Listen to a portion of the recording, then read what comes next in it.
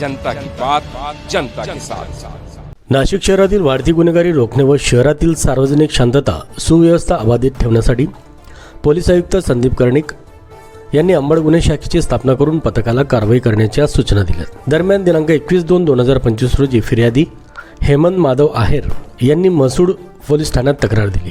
त्यांच्या बहिणीचे लग्न असल्याने त्यांनी कर्जाबाबत त्यांचा मित्र प्रतीक सोनटके याच्याकडे विचारणा केली होती। प्रतीक सोनटके यांनी त्यांना क्रोमा शोरूममध्ये बोलावून प्रोडक्ट लोन करावे लागेल असे सांगून फिर्यादी यांच्या नावावर ॲपल कंपनीचा 16 मॉडेल 75,000 रुपये किमतीचा मोबाईल फोन, त्यावर बजाज फायनान्सचे विवो कंपनीचा 15,500 किमतीचा मोबाईल फोन, त्यावर ICICI बँकेतून फायनान्सचे लोन घेऊन सदरचे मोबाईल फोन त्याने स्वतःच्या ताब्यात घेऊन बॉस सुमित देवरे पुढील प्रोसेसिंग करून फिर्यादी यांना संध्याकाळपर्यंत पैसे देतो असे सांगून फिर्यादी यांची फसवणूक केली। या प्रकरणी गुन्हा दाखल करण्यात आला आहे। दरम्यान या गुन्ह्यातील आरोपी सुमित देवरे हा पसार होता।